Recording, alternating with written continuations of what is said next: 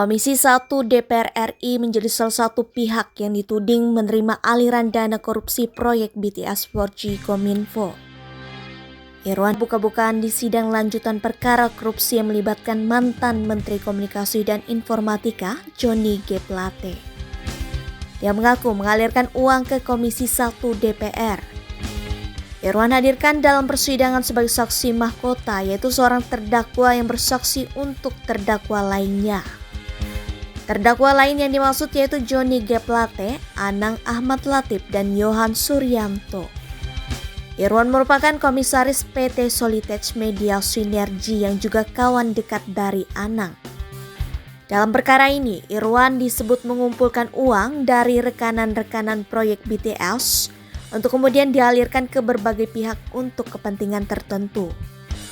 Dalam lanjutan sidang di Pengadilan Tipikor Jakarta, Selasa 26 September 2023, Irwan tiba-tiba hendak buka-bukaan. Apa katanya di hadapan majelis hakim?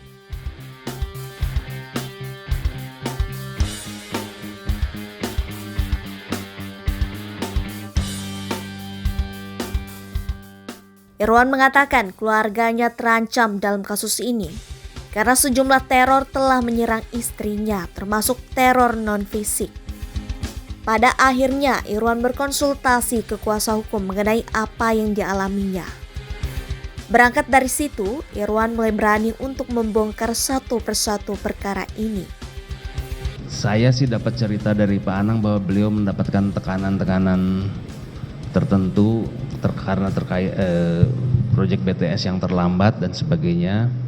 Jadi selain yang dari Jamie juga ada dana lain yang masuk, namun penyerahan kepada pihak-pihak tersebut dilakukan oleh Windy Purnama. Siapa? Oleh Pak Windy. Windy. Ya. Saya baru tahu nama itu pada saat penyidikan, Yang Mulia.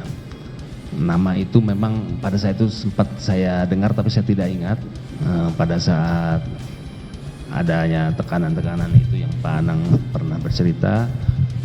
Tapi pada saat penyidikan terhadap Pak Windy, saya sebagai saksi Pak Windy, saya dengar itu namanya itu Nistra. Nistra. Ya. Jamie yang dimaksud Irwan adalah Jamie Sutjiawan yang baru-baru ini juga dijerat sebagai tersangka. Lalu siapa Windy? Windy sejatinya juga menjadi terdakwa dalam perkara ini.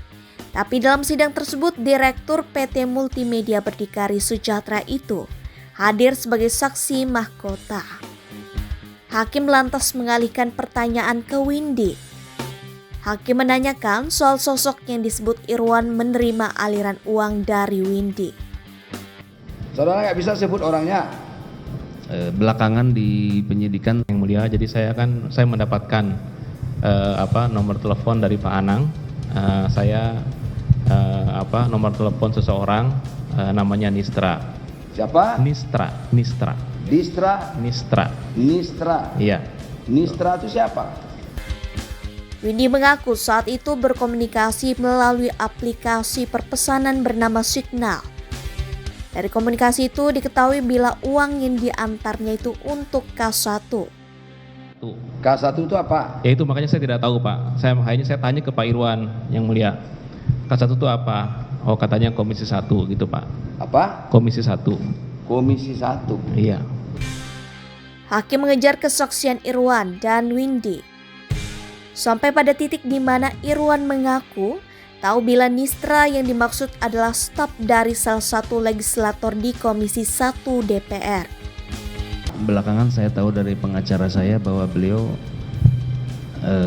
orang politik gitu Pak. Staf dari anggota DPR.